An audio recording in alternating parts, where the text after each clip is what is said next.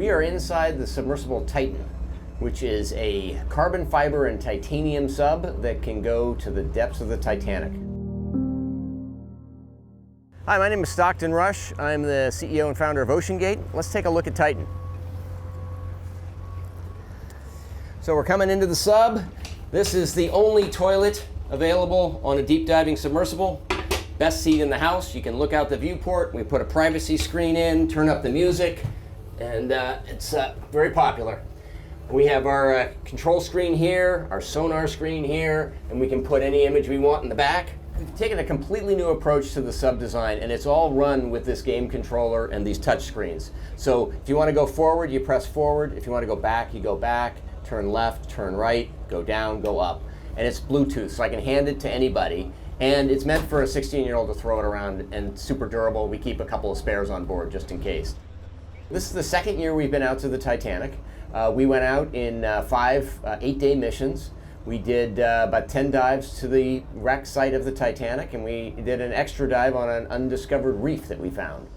Completely privately funded operation, and we're funded by we call mission specialists who help support the mission. So they take quite a bit of money to come and join us. Years ago, the Russians took tourists out to the Titanic, and it was just sort of a look and see thing. We really are focusing on the science around it. We want to document what the wreck is like now, and also try to predict what it'll be like in the future. It's continuing to decay, and it seems to be accelerating. It's being eaten by a bacteria, so it's literally being eaten by the ocean. It's not rusting away. So these things that are called rusticles are actually the byproduct of a bacteria that eats the iron. And as it does that, these decks are collapsing. The promenade deck continues to collapse forward. We saw some of the railing is starting to lose its structural strength, which is really a sad thing. That's when it's going to stop looking like the Titanic.